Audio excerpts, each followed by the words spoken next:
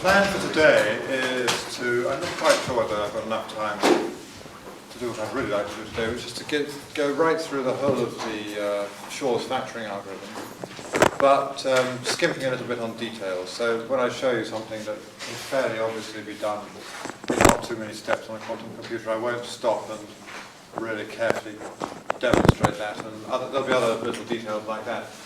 I want to give the big picture of the proof. And the advantage of doing things this way, which I have the freedom to do this kind of thing because it's a graduate course, I think, is that then I can go through the proof twice. I mean, then maybe in the next lecture I'll sort of remind you what all the steps were. Because it's actually there are a number of different steps, and I think it's probably a proof where it's quite easy to get lost and suddenly forget why, so many sort of, it's enough to be able to do this, and then it's enough to be able to do this, but now we can do this and we can do this. But you suddenly sort of lose your feeling you're connected with getting a quantum computer to factorize a large integer. Anyway, so I'm going to try, as I say, to give the proof, but not absolutely every last detail. And then in the next lecture I will discuss some of the details a little bit more. My estimate is that the course is going to finish. When I started, it had indeterminate length. It was a maximum of 12 lectures. I think actually it's going to be 10, so I think it's going to finish at the end of this week. But we'll see. These estimates have a way of being underestimates. Right, so last time I made the simple observation that if you've got a large integer n to factorize, if you can find a non-trivial square root,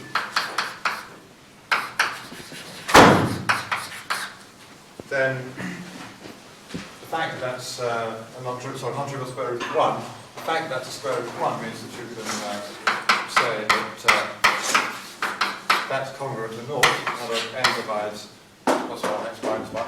If it's a non-trivial square root of 1, then neither x minus 1 nor x plus 1 is itself a multiple of n.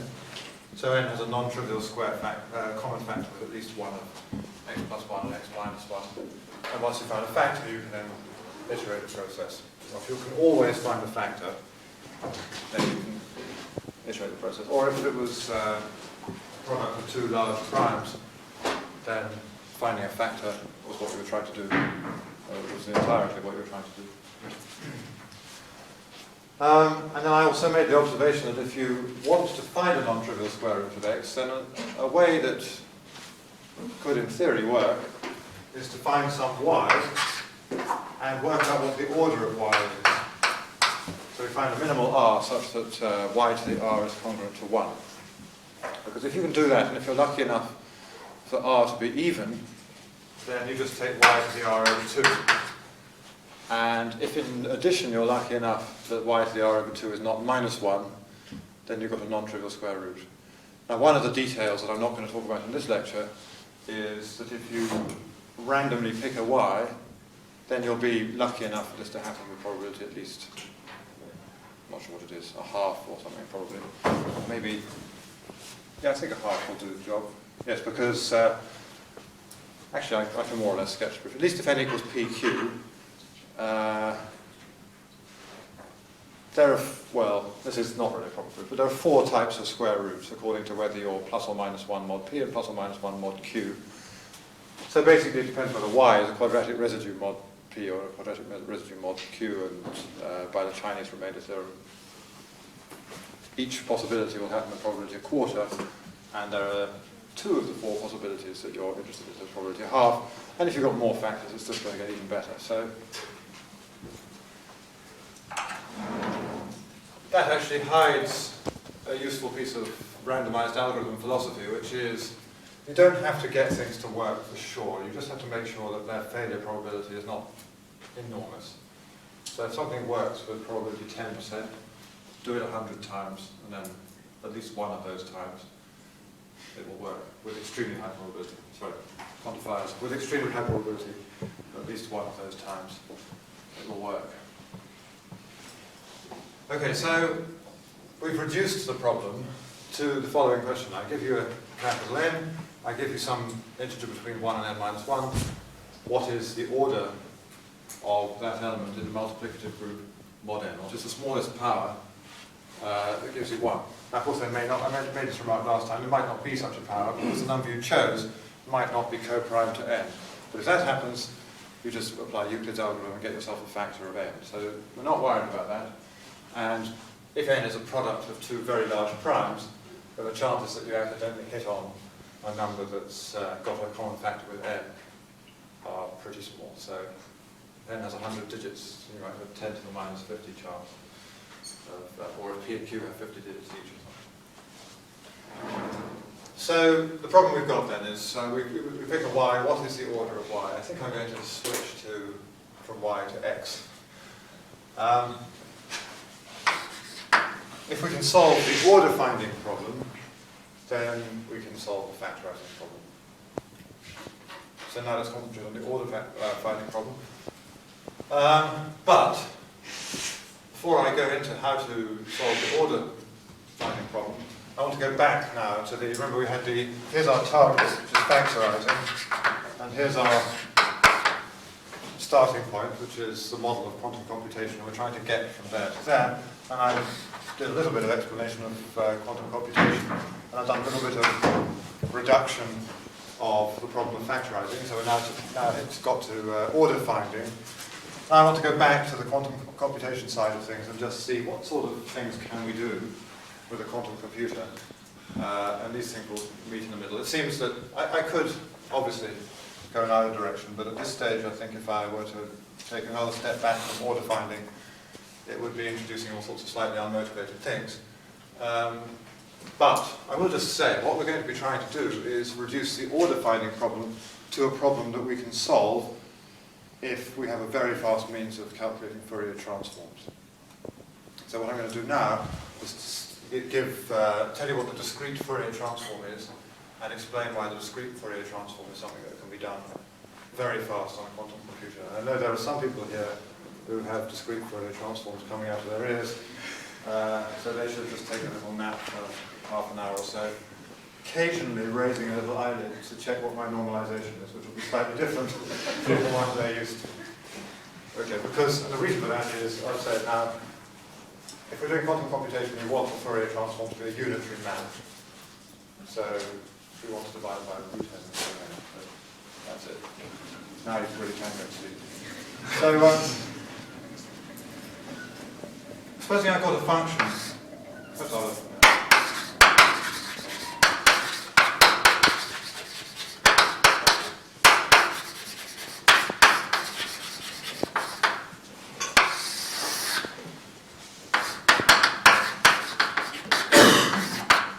Function from the group of integers mod n to the complex numbers.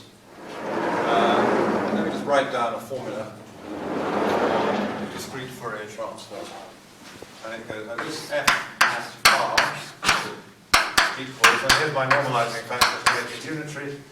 I'll prove that it's unitary in a moment. Sum over all x, and that's the sum over all x in Zn.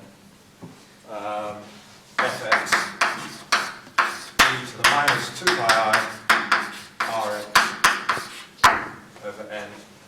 And as with other Fourier transforms, the choices that I had when doing this were what factor to put here and whether to take a plus or minus here. The factor here, the traditional factors might be 1 over root n or 1 over n. Normally these days I favour 1 over n for reasons I won't bother you with. But as I say, in the quantum computation world, we want it to be unitary, and 1 over root n is what you need. Why don't I just check that straight away? So,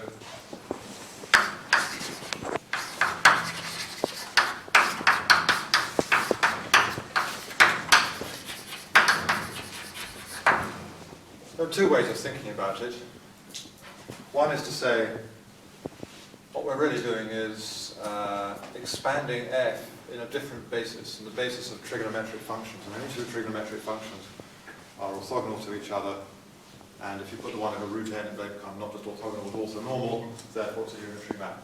But let me just, I'm going to do it in a slightly more babyish way of simply working out what the L2 norm of f hat is. So, prove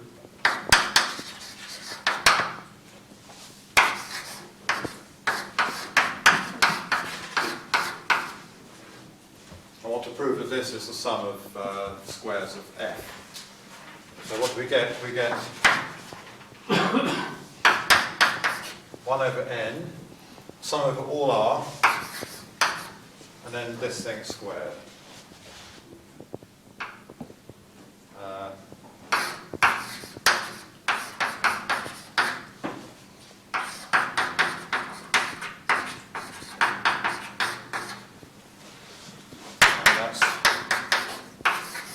Over n sum r, and I'll expand out the modulus squared, which is again some sort of thing. If you do discrete Fourier transform, this kind of argument becomes very, very automatic.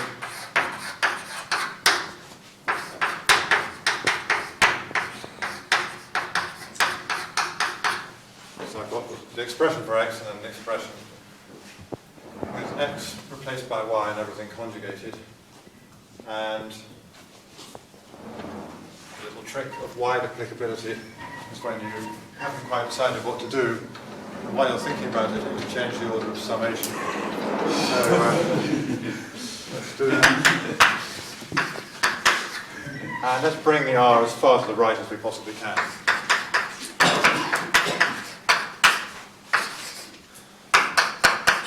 For the benefit of hindsight, I'll bring the 1 over n as far to the right as I can as well. E to the minus 2 pi I r x minus y over n. And this thing here is delta xy. If x doesn't equal y, then you're summing over a whole bunch of roots of unity that are equally spaced around 0. Or if you prefer, just sum the GP. You get the first term minus the term after the last divided by the common difference. And the first term equals the term after the last one. That argument seems to work even when x is equal y, but then you can't divide by 1 minus the common difference. The common ratio, because then the common ratio is 1, so you just have to add them all up and you get 1n times divided by n. So this easily works out to be delta xy, so therefore this is sum x fx squared, which is exactly what we wanted it to be. Just a direct verification. And the other thing which we can check in exactly the same sort of way is the inversion formula.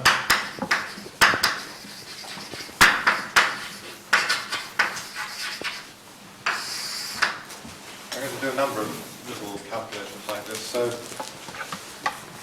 fx is more or less given by the same process in terms of its Fourier transform. Sum r, f hat r. The only difference is that I replace the minus by plus e to 2 pi r rx over n. And let's just quickly check that one as well. I'll try to be faster than I was last time. Proof.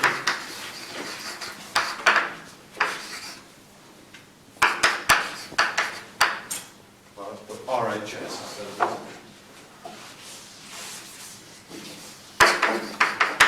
The right-hand side equals 1 over n, so I've got a normalizing 1 over root n there, and then I'll take another one from the definition of f hat r. So sum r, and f hat r was, I'd better put a y instead of an x, sum y fy e to the minus 2 pi I ry over n e to the 2 pi I rx over n, which looks really, no, it's not quite, that's about, for the moment I thought maybe what we had up there, but it's not quite, but it's jolly close. Again, I won't do this, we bring the r across again, and then we get equals sum y fy delta xy delta x for more or less the same reason.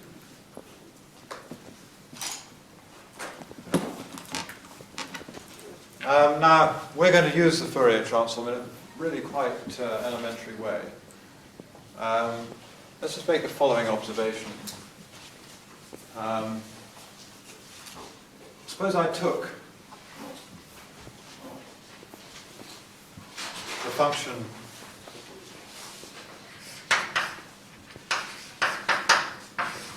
f of x equals e to the 2 pi I, let's call it something like ux over n.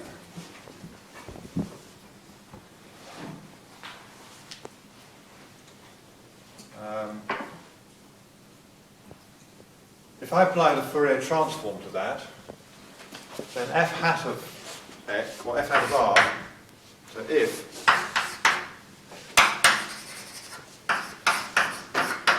and f hat of r is going to be 1 over, actually sorry, I want f to have norm 1, so let's put a 1 over root n. Then f hat of r is 1 over n sum r e. So I put in the f of x, which is e to the 2 pi I ux over n, and then I have to multiply by e to the minus 2 pi I rx over n, which equals, I think that's going to be delta ru. So that should be sum over x, of course. So when I sum over x, then if u minus r equals 0, then I'm summing 1 n times and dividing by n, so I get 1. And if u doesn't equal r, then I'm summing over some nicely spread around v, so usually getting 0. So what if I draw a graph? I started with a function f that kind of looked trigonometric, and then when I took the Fourier transform, I ended up with a delta function, and the place where it was 1 is, so that's saying that f hat of r is 1 at u and 0 everywhere else. So it's picking out this u here, it's picking out the phase of this trigonometric function. So you can use Fourier transforms to pick out phases. Now that's true when the phase is a multiple of 1 over n. What we're going to do now is see what happens if the phase isn't quite a multiple of 1 over n, and things get just a little bit less pleasant, but not quite so unpleasant that they can't be used for Shor's algorithm. So Shor's algorithm, at some point we're going to find ourselves, we're going to manage to build a function of the form e to the 2 pi I alpha x, so f of x equals, or maybe divided by root n, and we're going to say if we knew what alpha was, we'd really be in business and we'd have found the order of some number mod n. So I'm going to show you how, now, if you've got a means of calculating Fourier transforms, then you can estimate quite accurately what alpha is. So when alpha is not a multiple of 1, so if alpha was a multiple of 1 over n, this tells us that the Fourier transform will tell you exactly. Imagine this was a quantum system. We worked out the Fourier transform. We got the following superposition of states, namely 1 for this state and 0 for all other states. Then when you do the measurement, we get precisely what this state is. When we do things, that's just looking ahead a little bit. You don't have to think in quantum terms. But what we're going to do is show that when alpha is not actually 1, we get something more like this. We'll wiggle and it goes up and then sort of wiggles a bit and decays pretty fast.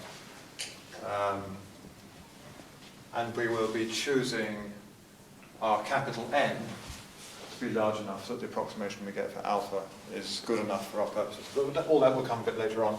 It's just giving you some motivation for the following calculations. I'll leave that picture there to inspire us. That's about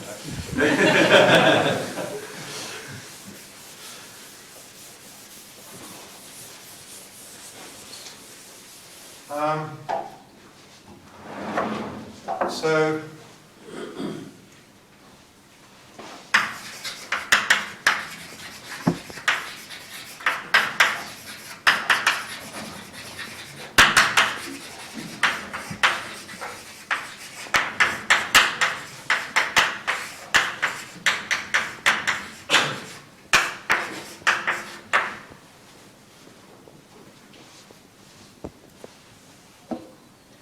Actually, that's no longer really, strictly speaking, a well-defined function of Zn, because this depends on which, doesn't just depend on the residue class of x. So by this I mean x is a number between 0 and n minus 1, the purists.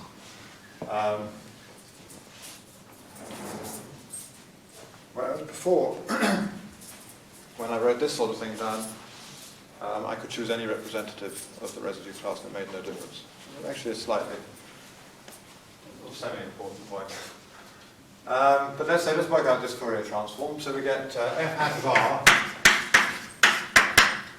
equals 1 over n, sum over all x of e to 2 pi I alpha minus r over n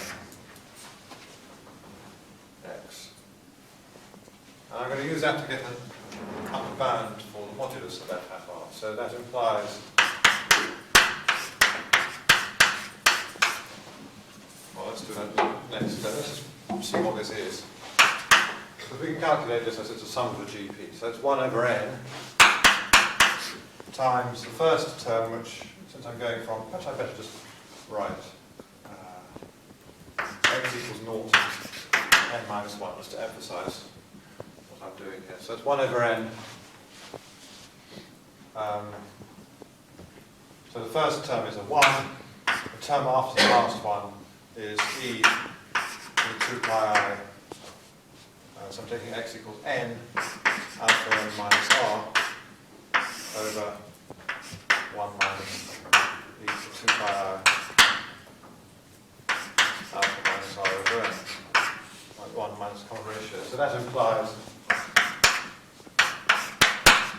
the modulus of f hat of r is less than or equal to 1 over n. Now the top has modulus at most 2. This is a very standard sort of calculation. Anyone who's looked at Weil's inequality will have this something, will have done this kind of calculation. And let's just think about how we're trying to get an upper bound. So what's the smallest that this bottom part could be? Well, let's just draw a picture. Suppose alpha minus r over n, or 2 pi I alpha minus r over n is, or 2 pi alpha minus r over n, so let's call it beta. Suppose I've got an angle beta. How small can this distance be? Well, I know that the arc length is beta. Unfortunately, this can be smaller than beta, but it's clear that the ratio of the arc length to the actual length is minimized over here. And over here, we get that the arc length is pi, and the actual length is 2. So pi over 2, let's say that if we've got the arc length, then the worst that we have to do is multiply by 2 over pi. So that tells us, if you believe that argument at all, that this is at least as big as 2 pi times modulus of alpha minus r over n. And I've got to make it smaller by a factor of 2 over pi. So, whoops, what have I done? Just go back to what I had before. Smaller by a factor of. That's better than I thought, actually. So that worries me. I think it is okay though. So the worst that can happen is that I multiply by 2 over pi, which is the ratio of 2 to pi. So I get 4. And it couldn't be less important than this, because all I'm going to care about in the end is that it's true up to a constant. But I seem to have got a slightly better constant than I had about an hour ago, which is always an odd feeling.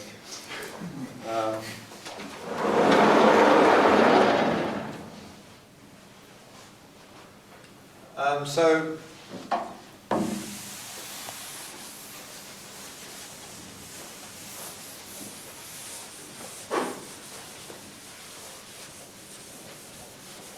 what we're actually going to be interested in is going to correspond to taking a measurement and asking what's the probability when we take a measurement that we are not close to our target alpha. So it will be interested in an expression of the following form. So that implies that the sum over all R such that alpha minus, say, n, R minus alpha n modulus is greater than or equal to k f at R squared with a 1 over n, sorry, without the 1 over n, is less than or equal to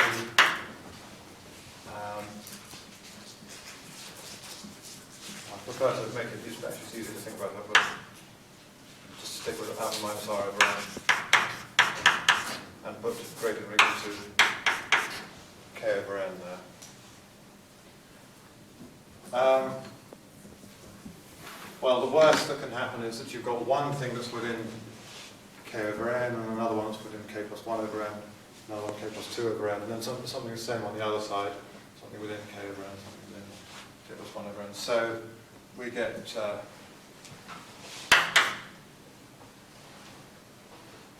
1 over n squared times 4, that's the 2 over 4 squared, and 1 over alpha minus r over n squared becomes n squared over k squared.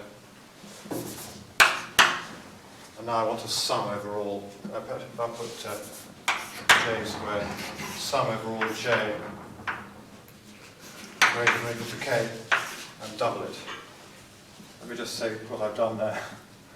I said the very, very worst thing that could happen is that you find some r that's within k of n alpha and another one that's within k plus 1 of n alpha and so on, and the same thing in the other direction. And then you just calculate what this is in all those cases. So I'm summing over all j greater than or equal to k on one side and summing over all j greater than or equal to k on the other side. And this is the expression we get, which is sum, so half sum j greater than or equal to k 1 over j squared, which is less than or equal to, let's be really that, which equals 1 over 2 j minus 1, sorry, k minus 1. So I think I can safely say less than or equal to 1 over k for the k that we'll actually choose. So anyway, the main point is it goes down like 1 over k. In fact, even more the main point is that it tends to 0, as k tends to 0. And perhaps even more than that, I can just say if I choose k to be 10, then the chances that when I do a certain measurement, I won't be within 10 over n of the alpha I'm looking for will turn out to be at worst 10% or something. So what we've established is that, let me draw a picture, we've established that the Fourier transform of this function, fx up there, its L2 norm is sort of concentrated in a little interval of constant width, mod n. So the way we're going to estimate alpha is just to do a measurement which with high probability will give us something in this interval, and that will be therefore a very good approximation to alpha. But what I haven't told you at all is where this alpha is going to emerge from. And I also haven't told you at all how to do Fourier transforms on a quantum computer. So let's do the Fourier transform first of all. Before I do it, I want to make a remark for people who know about, which I imagine is quite a few people, Fourier transforms on arbitrary abelian groups. So the Fourier transform on an arbitrary abelian group is what you get when you take the basis of characters, which is an orthonormal basis, and expand in terms of that basis, roughly speaking. This is an example of that. The characters are the functions of the form e to 2 pi I rx over n. and we're expanding in terms of those. But if you look at the group Z2 to the n, which somehow feels like the natural group to be looking at when you've got a cube 0, 1 to the n, the characters there are functions of the form minus 1 to the r dot x. What do I mean by that? So r is some binary sequence, x is another binary sequence.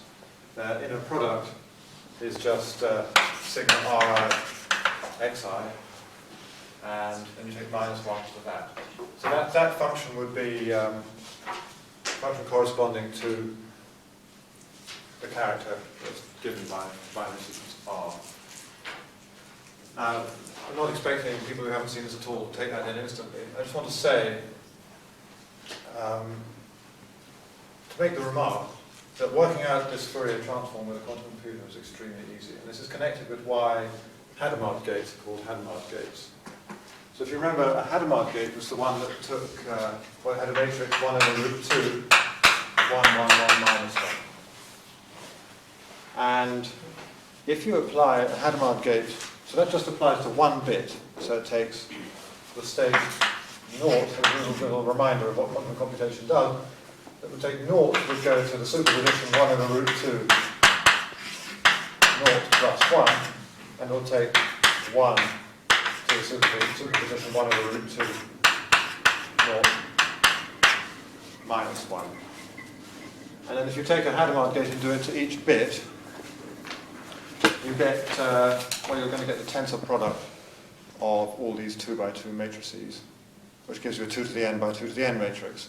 And if you sit and do a few calculations, you find that the matrix can be defined inductively as follows. You start with a 1 by 1 matrix, a 2 to the 0 by 2 to the 0 matrix. From that, you produce the next matrix, which is 1, 1, 1, minus 1. I'll forget the 1 over root 2. Each time I do it, I'm going to multiply by 1 over root 2. At the next stage, I take 4 copies of this. Except the last one, I make minus what it was before. And in general, at the k stage, I've got ak. Then at the k plus first stage, I've got that matrix. And it's easy to check that the rows of these matrices are all, well, they're symmetric, the rows are orthogonal. And with the 1 over root 2, they become unitary matrices. This is a 4 by 4 Walsh matrix. And a Walsh matrix is a specific example of a Hadamard matrix. And a Hadamard matrix is any matrix with plus or minus 1s that's orthogonal. And a little open problem is, do there exist Hadamard matrices n by n whenever n is a multiple of 4? And nobody knows. However, when n is a power of 2, or when n is a power of 2 times some n for which you've already produced a Hadamard matrix, then this construction gives you more of them. And the Walsh matrix here is precisely the matrix of the Fourier transform associated with the group Z2 to the n. So Fourier transforms in the group Z2 to the n are completely easy with quantum computation. You just apply a Hadamard gate to each of the bits separately, and bingo, you've got your Fourier transform. And this was something that had been spotted before Shor came along, but Shor, I haven't actually looked into the history of the whole thing very much, but what I've picked up, I think, and this is sort of not guaranteed to be correct, is that quite a lot of, if you could do this, then you could factorize n, all that sort of thing was known before Shor, and it had been observed that Fourier transforms in Z2 to the n could be done very simply, not surprisingly as it is really very simple. Shor's achievement is to observe also that the Fourier transform in the group Z2 to the n, which is just a cyclic group mod 2 to the n, could also be done surprisingly simply. Even that is not absolutely a bolt from the blue, because there is something called fast Fourier transform, which makes use of clever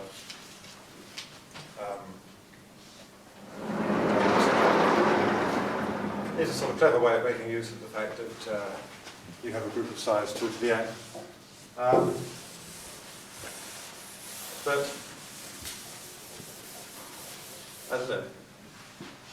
It may feel a little bit strange when I show you how simple it is to work out the Fourier transform even mod 2 to the n. I'm going to write down a formula for it and just check that it works. And it looks quite easy. And I sort of feel that Shor's achievement, everything ends up working quite easy once you've really come to grips with it and once you take into account what was known before he did it. And yet somehow, just sort of daring to think that you could solve a really serious big problem using quantum computation and dealing with the various little technicalities that arose along the way. And sort of just doing it at a time when people weren't at all familiar with, and people hadn't been reading on the internet 150 treatments of Shor's algorithm before he went and devised his algorithms. I think it is a pretty remarkable achievement, despite the actually mathematical simplicity of it.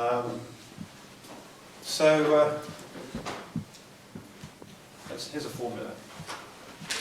Now this is one of the places where I'm not going to give full details today. I'm just going to write down the formula. And I think it would be highly plausible that what I write down is something that a quantum computer could do very, very fast, just because it's simple enough.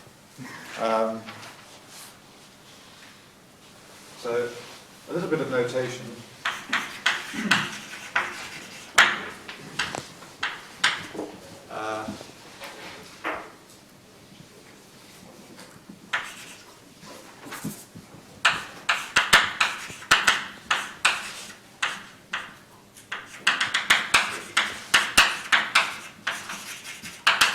So take a sequence of noughts and ones. So we'll identify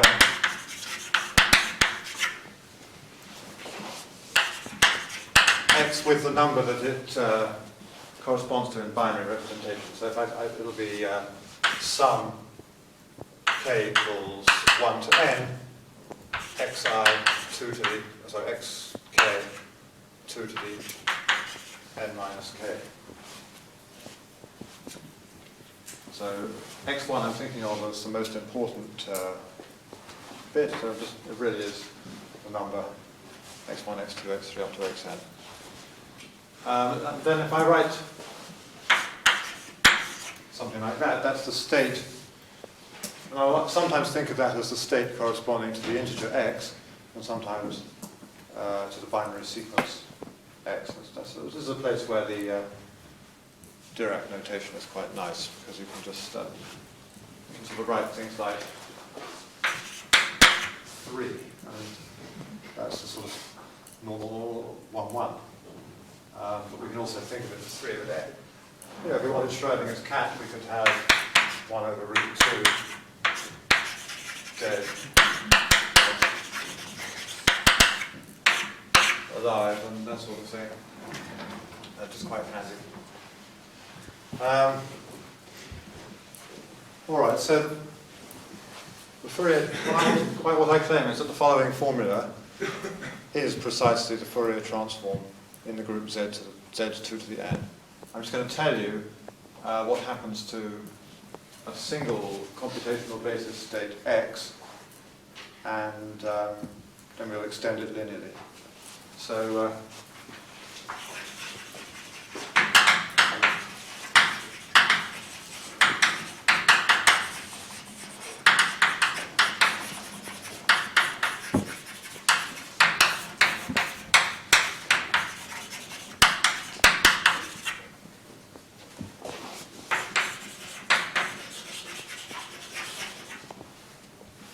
by the way, the state x in the old language would correspond to the function that's 1 at x and 0 everywhere else.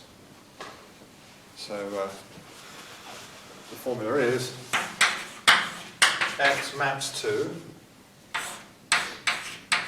0 plus e to the 2 pi I, or e to the, sorry, minus 2 pi I, point xn. Point xn, I should have mentioned this, is just a binary. I'm so tempted to say binary decimal, but I can't really say that. So 0 point, there's a point A1 to just so I can really have stated it, it's A1 over 2 plus HA over 2 to the k. It's just notation for that.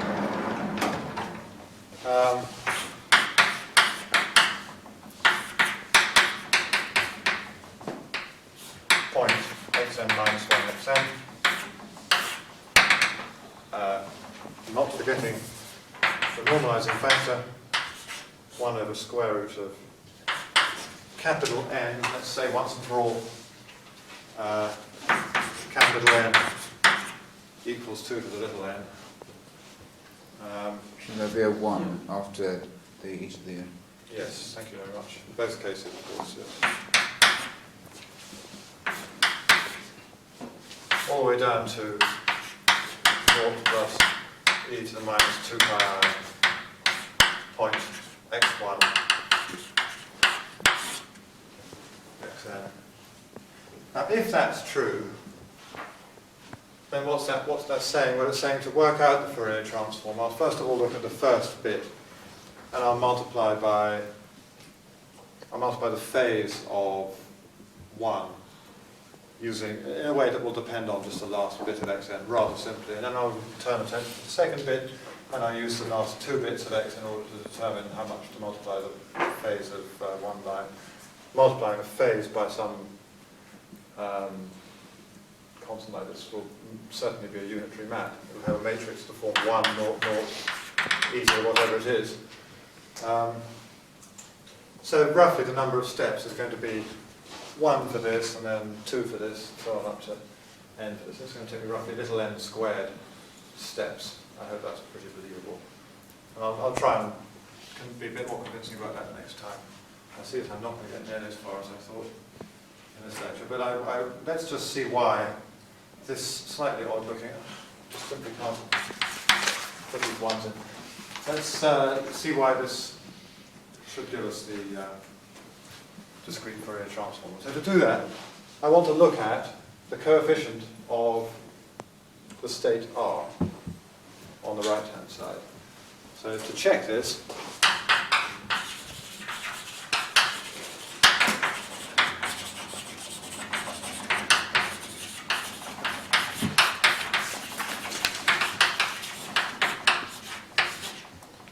which, by the way,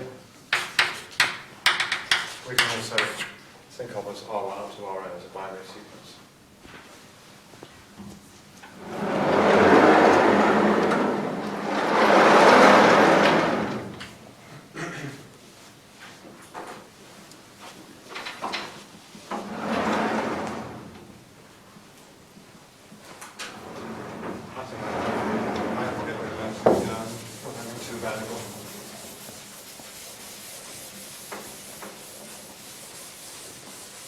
This is just a little exercise. Of course, what I've said, I wondered about whether I should give some account about where this comes from, writing this down. Then I thought, well, I think it's sufficiently believable that you could get something like that just by knowing what you had to do and thinking I want to do things bit by bit, and there are ways of doing that with a fast Fourier transform, etc., and just sort of working it out. And when you see how the verification goes, I think it makes it even more plausible that just by going away into a dark corner for long enough, Peter Shor could have got this one to work. So how do we pick out the coefficient of the binary sequence R1 up to Rn? Well, we just pick a naught from the bracket every time it's... what is this? Just remember what this meant last time. It just meant that attached to some state like that, you just took the coefficients that you got from each bracket and put them together, and it's just nothing to it. And this thing is identified with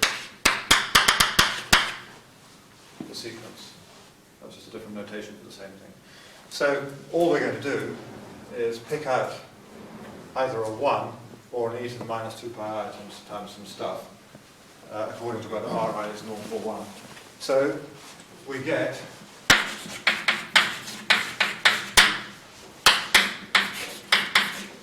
1 over root n times the product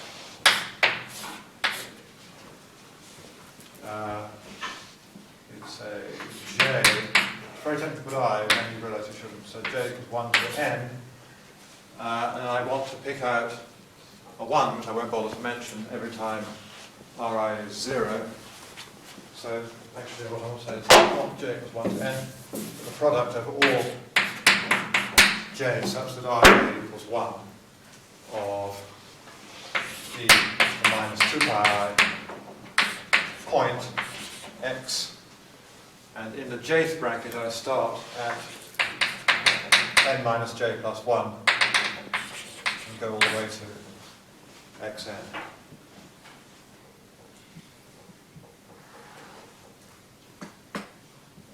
Now there's a small observation, which is that if I add an integer to this bit here, it makes no difference.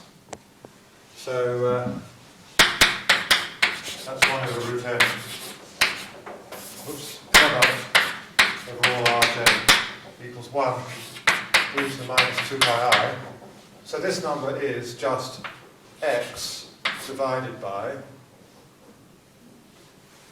there are j things here, so it's 2 to the j. And I can't tell you how many times I wrote things like 2 to the n minus j, and got stuck later on.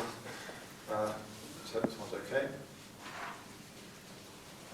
Products outside exponentials are quite nice things, because they turn into sum inside exponentials.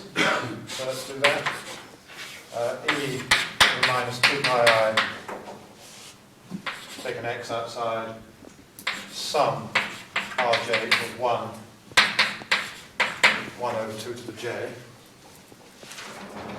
That number is especially similar to 0 to R1 up to Rn. So this is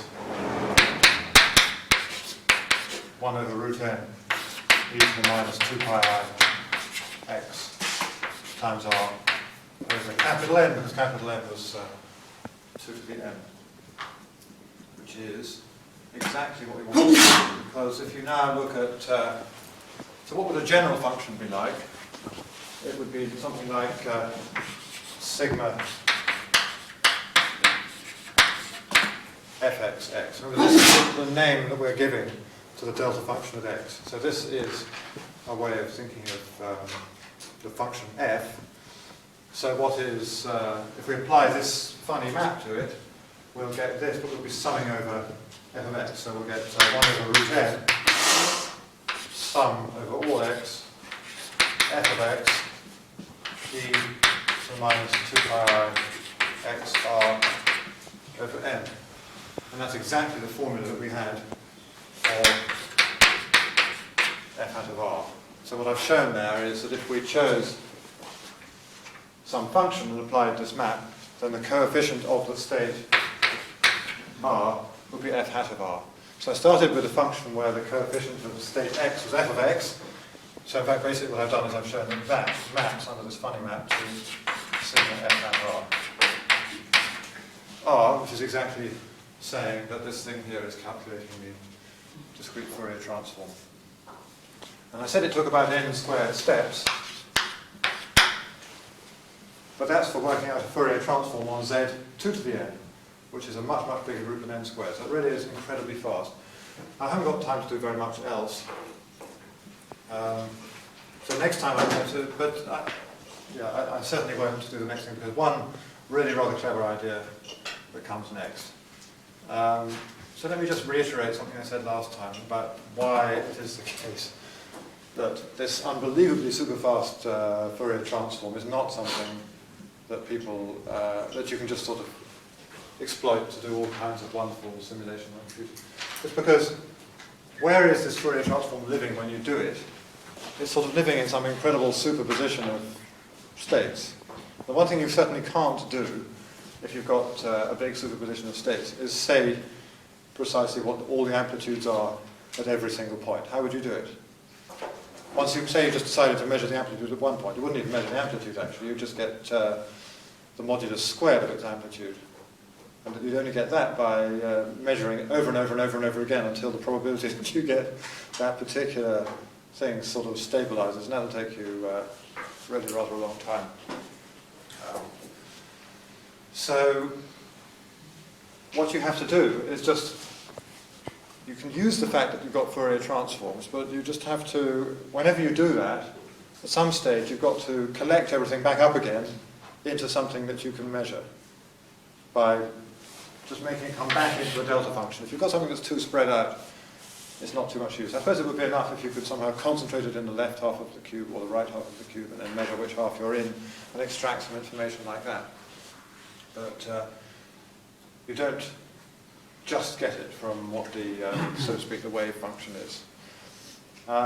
Anyhow, next time you'll see, we will we'll take a very simple state, we'll think of it as a superposition of some other states, we'll do some stuff to those other states, corresponding to finding orders of elements of the group, and then we'll sort of, that'll use a Fourier transform.